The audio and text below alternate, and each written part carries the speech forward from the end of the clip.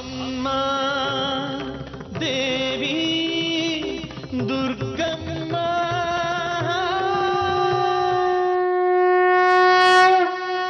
ಶಂಖ ಯಾರಿಗೆ ಸಿಕ್ಕರೂ ₹1,00,00,000 ಬರುತ್ತೆ.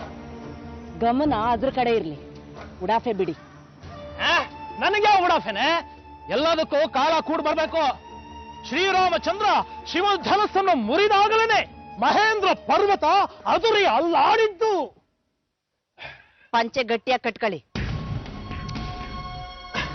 ಅದು ಇವತ್ತು ಶಂಖ ನನ್ನ ಕೈ ಸಿಕ್ಕಿತ್ತು. ಇನ್ನೇನು ಮನೆಯಿಂದ ಹೊರಗೆ ಹೋಗ್ಬೇಕು ಅನ್ನೋಷ್ಟರಲ್ಲಿ ಕೈ ಜಾರಿ ತಕ್ಷಣ ನನ್ನ ಕೈಗೆ ಸಿಗದೆ ಇರೋ ಜಾಗ ಸೇರ್ಕೊಂಡ್ಬಿಟ್ಟು. ಹೌದಾ? ಶಂಖ ಎಲ್ಲಿ ಸಿಕ್ತೇಳಿ? ದೇವಿ ರೂಮಲ್ಲಿ. ಅಯ್ಯ, ಆ ಶಂಖ ನನಗ್ ಸಿಕ್ಕಿತ್ತು.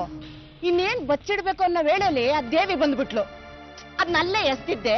ಅದು ನಿಮ್ ಕೈಗೆ ಸಿಕ್ಕೋ ಸ್ಥಳಾಂತರ ಆಯ್ತು. ಈಗ ಮತ್ತೆ ಅದನ್ನ ಹುಡುಕ್ಬೇಕು. ಮಾಡೋದೆಲ್ಲ ಬರೀ ಇಂಥ ಹಡಬೆ ಕೆಲ್ಸಾನೆ. ಚುಚ್ಚ ಬಿಡ್ತೀನಿ ಏನೇನು ಅಂದ್ರೆ ರಾಸ್ಕಲ್. ನೀನು ಶಂಖ ತರುವಾಗ ಏನ್ ಅಡ್ಡಿ ಆಯ್ತು, ನನಗೂ ಅದೇ ಆಯ್ತು. ಅಡ್ಡಿ ಅಂತ ಅಡ್ಡಿ ನನ್ನ ಕರ್ಮ. ಸಾರಾಯಿ ಬಾಟ್ಲಿ ಜಾರಲ್ಲ, ₹1,00,00,000 ಕೊಡೋ ಶಂಖ ಕೈ ಜಾರ್ ಬಿಡುತ್ತಂತೆ. ಕಾದಂಬರಿ ತರ ಆಗೋಯ್ತು ಕಣೆ ದೇವಿ ನಿನ್ ಜೀವನ. ಎಲ್ಲ ಸಮಸ್ಯೆಗಳು ಸಂಭ್ರಮಗಳು ನಿನ್ನ ಒಬ್ಳಿಗೆ ಹುಡ್ಕೊಂಡ್ ಬರುತ್ತೆ. ಆಡ್ಕೊಳ್ಳೋ, ಎಲ್ಲಿವರೆಗೂ ಆಡ್ಕೋತೀರಾ ನೀವುಗಳೆಲ್ಲ? ಒಂದಲ್ಲ ಒಂದಿನ ದೇವಿ ನೀನ್ ಹೇಳಿದ್ ಸರಿ, ನಿನ್ನನ್ನಾಗಲ್ಲ ಅವಮಾನ ಮಾಡ್ಬಾರ್ದಿಂತ ನೀವೇ ಹೇಳ್ತೀರಾ. ಅಲ್ಲಿಗೆ ಕಥಾನಾಯಕಿ ಕಾದಂಬರಿ ಭಾಗ 1 ಮುಕ್ತಾಯವಾಯಿತು. 2ನೇ ಭಾಗ ಶುರು ಆಯ್ತು. ಏಯ್, ಎದ್ದೋಗೋ ಮನೆಗೆ. ತಮಾಷೆ ಮಾಡೋ ನನ್ ಜೊತೆ ಇದ್ರು ಒಂದೇ, ಇಲ್ದಿದ್ರು ಒಂದೇ. ಹಾಗಾದ್ರೆ ಸುಚೇಂದ್ರ ಅವ್ರ ಕೈಲಿ ಕೆಲ್ಸ ಆಗಲ್ವಾ? ಆಗದೆ ಇದ್ರೆ 9 ಕ್ಷೇತ್ರಕ್ಕೆ ಹೊರಡಕ್ ಆಗಲ್ಲ. ಕೇಶವನಾಥ್ರು ಕ್ಷಮೆ ಕೇಳಲಿ, ಅಮ್ಮನವ್ರಿದ್ದಾರೆ ಅನ್ನೋದು ಒಪ್ತೀನಿ ಅಂತ ಅಪ್ಪ ಹೇಳಿದ್ರು.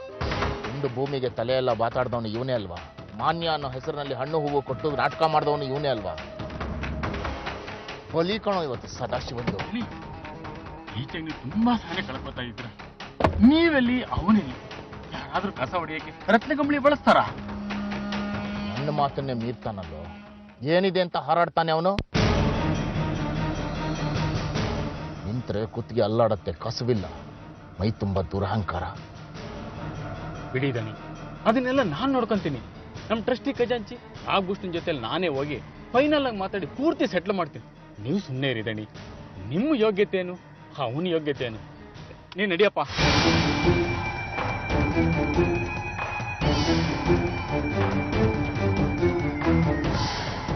ಇದೇನೋ ಇಷ್ಟೊಂದು ಬೇಸರದಲ್ಲಿದ್ದೀರಿ? ಅಮ್ಮನವ್ರ ಜನ್ಮಾಷ್ಟಮಿ ಅಂದ್ರೆ ಹಿಂದೆ ಎಷ್ಟು ಸಂಭ್ರಮದಲ್ಲಿರ್ತಿದ್ರಿ. ಯಾಕೆ, ನಾವು ಬಂದೇನಾದ್ರೂ ತೊಂದರೆ ಆಯ್ತಾ? ಚಚೆ, ಹಾಗೇನಿಲ್ಲ ಮಂಗಳ. ನಮ್ಮ ಮನೆಯಲ್ಲಿ ಅಮ್ಮನವ್ರ ಪೂಜೆ ನಿಷಿದ್ಧ. ದೇವಸ್ಥಾನಕ್ಕೂ ಹೋಗೋ ಆಗಿಲ್ಲ. ಅದೇ ನಮಗೆ ಸಂಕಟ ಆಗ್ತಿರೋದು. ಇವ್ರು ಈ ವರ್ಡ್ತನ ನಮ್ಮನ್ನ ಇನ್ನೂ ಎಲ್ಲೆಲ್ಲ ಕರ್ಕೊಂಡು ಹೋಗುತ್ತೋ ಅಂತ ಭಯ ಆಗ್ತಿದೆ. ಆದ್ರೂ ಸ್ವಲ್ಪ ಭಾವನವ್ರಿಗೆ ಮೊಂಡತನ ಜಾಸ್ತಿ. ಅಮ್ಮನವ್ರ ವಿಷಯದಲ್ಲಿ ಈಗೆಲ್ಲ ಮಾಡಬಾರ್ದು. ನಮ್ಮಂತವ್ರಿಗೆ ಅಮ್ಮನವ್ರೇ ಆಸ್ತಿ. ಹೌದು ಮಂಗಳ, ಆ ಭಯದಲ್ಲೇ ನಾವು ಬದುಕ್ತಾ ಇದ್ದೀವಿ. ಕೇಶವನಾಥನ ಇವ್ರು ಎದೆ ಹಾಕ್ಕೊಂಡಿದ್ದಾರೆ. ಅವನೇ ಬಂದು ಇವ್ರ ಹತ್ರ ಕ್ಷಮೆ ಕೇಳ್ಬೇಕಂತೆ.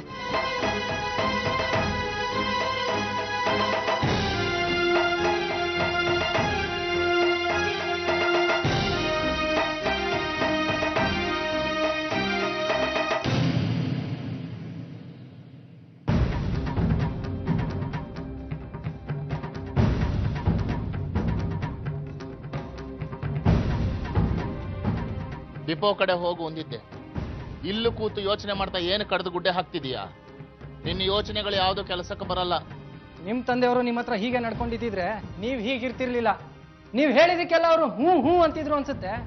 ಒಂದ್ ಮಾತು ಕೇಳ್ತೀನಿ, ನಡ್ಸ್ಕೊಡ್ತೀರಾ? ಆಗೋ ಹಾಗಿದ್ರೆ ಖಂಡಿತ ನಡೆಸ್ಕೊಡ್ತೀನಿ. ಏನದು ಹೇಳು. ನಿಮ್ಗೆ ಸದಾಶಿವ ಅವ್ರ ಮೇಲೆ ತುಂಬಾ ಕೋಪ ಅಂತ ನನಗೆ ಗೊತ್ತು. ಆ ಕೋಪ ಏನ್ ಬೇಕಾದ್ರೂ ಮಾಡ್ಬಿಡುತ್ತೆ. ಆಗಿದ್ ಮರೆತು ರಾಜಿ ಆಗ್ಬಿಡಿ. ಆಗದೆ ಇರೋ ಮಾತು ನೆರವೇರ್ಸಕ್ಕಾಗಲ್ಲ. ಬೇರೆ ಏನಾದ್ರೂ ಕೇಳು, ಮಾಡ್ತೀನಿ. ಬೇರೆ ಏನೂ ಇಲ್ಲ, ಕೇಳಕ್ಕೆ ಅಂತ ಇದ್ದಿದ್ದು ಇದು ಒಂದೇ. ಆಗಲ್ಲ ಅಂದ್ರಲ್ಲ, ಬಿಡಿ. ನನಗೇನೋ ಅನುಮಾನದ ವಾಸನೆ ಬರ್ತಾ ಇದೆ. ನನಗೆ ನಿಮ್ ಬಾಯಿಂದ ಎಣ್ಣೆ ವಾಸನೆ ಬರ್ತಾ ಇದೆ. ಮುಚ್ಚೆ ಬಾಯಿ. ಯಾರಾದ್ರೂ ಶಂಖಕ್ಕೆ 1 ಕೋಟಿ ಕೊಡ್ತಾರ? ಬಹುಶಃ ಕೇಶವನಾಥರಿಗೆ ನಮಗೆ ಕೊಡೋ ಕೋಟಿಗಿಂತ 10 ಪಟ್ಟು ಲಾಭ ಇರ್ಬೋದು ಆ ಶಂಖದಿಂದ. 10 100 ಅದು ನಮಗ್ ಸಿಗುತ್ತಾ ಅನ್ನೋದನ್ನ ಯೋಚನೆ ಮಾಡಿ. ಆಯ್ತು, ಗಂಭೀರನಾಗ್ತೇನೆ. ಧರ್ಮರಾಯನ ಪ್ರವೇಶ ಆಗ್ತಾ ಇದ್ದ ದೇಹಕ್ಕೆ ಜಾತಸ್ಯ ಮರಣಂ ಧ್ರುವಂ. ನಾನು ಒಳ್ಳೆಯವರಿಗೆ ಒಳ್ಳೆಯವನು, ಕೆಟ್ಟವರಿಗೂ ಒಳ್ಳೆಯವನು. ಬಲರಾಮ ನೇಗಿಲನ್ನ ಕೋಪದಿಂದ ಭೂಮಿಗೆ ಚುಚ್ಚಿದಾಗ ಭೂಮಿ ಬಾಯ್ಬಿಡ್ತಂತೆ. ಕೃಷ್ಣನ ಮಗ ಪ್ರದ್ಯುಮ್ನನ್ನು ಹುಡುಕೋ ಸಲುವಾಗಿ ಚುಚ್ಚದಂತೆ. ನಾನು ಬಲರಾಮನ ಅಭಿಮಾನಿ, ನಾನು ನೇಗಿಲನ್ನು ಚುಚ್ಚುತ್ತೀನಿ. ನಾನು ಈಗ ನಿಮಗೆ ಚುಚ್ಚುತ್ತೀನಿ. ಶಂಕ ಹುಡುಕ್ತಾ ಇದ್ರೆ ನೀವು ಕೆಳಗಡೆ ಹೋಗಿ ಹುಡುಕಿ, ನಾನು ಮೇಲ್ಗಡೆ ಹುಡುಕ್ತೀನಿ. ಹೋಗ್ರಿ. ಕಣ್ಣು ಕಣ್ಣು. ನಮ್ದು ಜಮೀನ್ ಇದೆಯಲ್ಲ ಡಿ ಇದ್ದು, ಅದನ್ನ ದೇವಸ್ಥಾನಕ್ಕೆ ಬಿಟ್ಕೊಡಿ ಅಂತ ಭಯಂಕರವಾಗಿ ಬಲವಂತ ಮಾಡ್ತೀರಂತಲ್ಲ. ಬಲವಂತ ಮಾಡಕ್ ಅವ್ರು ಯಾರು? ಜಮೀನು ಅವ್ರ ಅಪ್ಪಂದ ಹೊಡೆದು ಕೆಡವು ಬಿಡ್ತೀನಿ ಒಬ್ಬೊಬ್ರು. ಅಯ್ಯ ತೆಗಿ, ಇದೆಲ್ಲ ಕೇಶವನಾಥಂದೆ ಕಿತಾಪತಿ. ನಾನು ಖಡಾಖಂಡಿತವಾಗಿ ಹೇಳ್ಬಿಟ್ಟಿದ್ದೀನಿ ಆ ಜಮೀನು ಕೊಡೋದಿಲ್ಲ ಅಂತ. ಹೋದ್ರೆ ಹೋಗ್ಲಿ ಅಂತ ಬಿಟ್ಬಿಡ್ರಿ. ನಮ್ಗೆ ಯಾಕೆ ಬೇಕು ದುಷ್ಟರನ್ನ ಎದುರಾಕೊಳ್ಳೋ ಕೆಲಸ? ಆಗಲ್ಲ ಅತ್ಗೆ. ಆ ಜಮೀನಲ್ಲಿ ನಮ್ಮ ತಾಯಿಯವರ ಸಮಾಧಿ ಇದೆ. ಅವರ ಆತ್ಮ ಮಾರ್ದಂಗಾಗತ್ತೆ. ನಾನು ಅಣ್ಣ ಜಮೀನ್ ಬಿಟ್ಕೊಟ್ರೆ ಆ ಜಮೀನಲ್ಲಿ ಅಮ್ಮ ಪ್ರೀತಿಯಿಂದ ಬೆಳೆಸಿದ ಮರ ಅದು. ಪ್ರಾಣ ಹೋದ್ರು ಸರಿ, ಆ ಜಮೀನು ದೇವಸ್ಥಾನಕ್ಕೆ ಹೋಗಲ್ಲ. ಏನಾಗುತ್ತೋ ಆಗ್ಲಿ, ನೋಡೋಣ.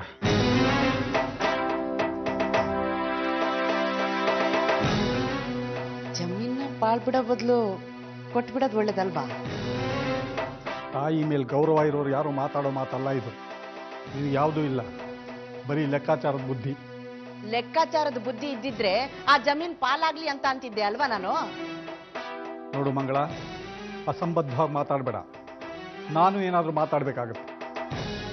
ಆಮೇಲೆ ಮನೆಗೆ ಬಂದಾಗಲೆಲ್ಲ ಸದಾಶಿವ ಅವಮಾನ ಮಾಡ್ತಾನೆ ಅಂತ ಅನ್ಕೋತೀಯ. ಸುಮ್ಮನೆ ಇದ್ಬಿಡು. ನಿನಗೂ ಒಳ್ಳೇದು, ನನಗೂ ಒಳ್ಳೇದು.